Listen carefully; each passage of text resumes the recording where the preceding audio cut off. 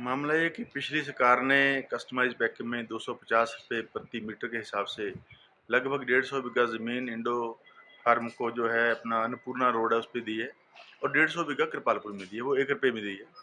तो अगर जो अन्नपूर्णा वाली ज़मीन हम की बात करें तो उसका लगभग जो मार्केट वैल्यू है 125 करोड़ के आसपास है, और उसमें सरकार को जो अर्निंग हुई है वो 2,81,25,000 रुपये, टोटल जो 250 रुपये के हिसाब से 150 बीघा की बनती है वो हुई है।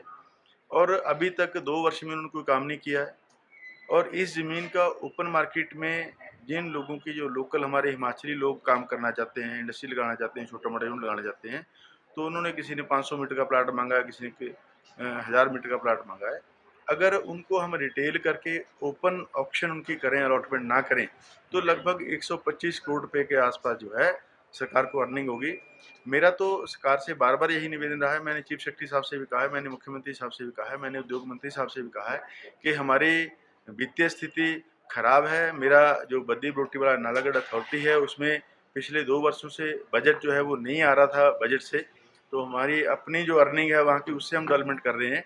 तो वो पैसा बेशक आप हमें, हमारे एरिया की ज़मीन है, प्रदूषण हम खा रहे हैं, तो हमें तरह तरह की दिक्कतें जो है वो झेलनी पड़ रही हैं। अगर सरकार उसको कैंसिल करती है, ओपन मार्केट में बेचती है, तो सरकार को इसका रेवेन्यू जो है लगभग 125 करोड़ इसका, और लगभग 80-90 करोड़ रुपये जो कृपालपुर वाली लैंड है उसका इनको मिलेगा।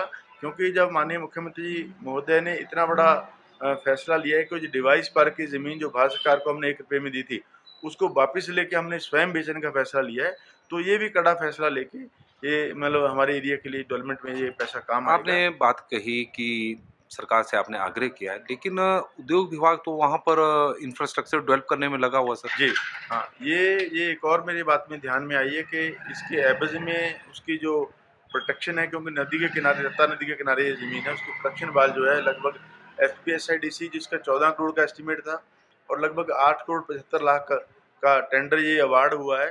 तो ये भी समझ से बाहर है कि जब हमने उसको ज़मीन अलॉट कर दी तो उसकी ड्यूटी थी उस पैसे को वहाँ उसका प्रोटेक्शन लगाना, तो उसको गवर्नमेंट कर रही है।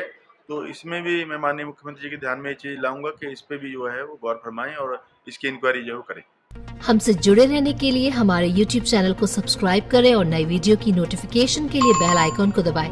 अगर आप ये वीडियो Facebook पर देख रहे हैं तो लाइक जरूर करें और ज्यादा से ज्यादा शेयर करें। इसी तरह के और भी अपडेट्स के लिए फॉलो करें हमारा Instagram पेज himachal.kesri।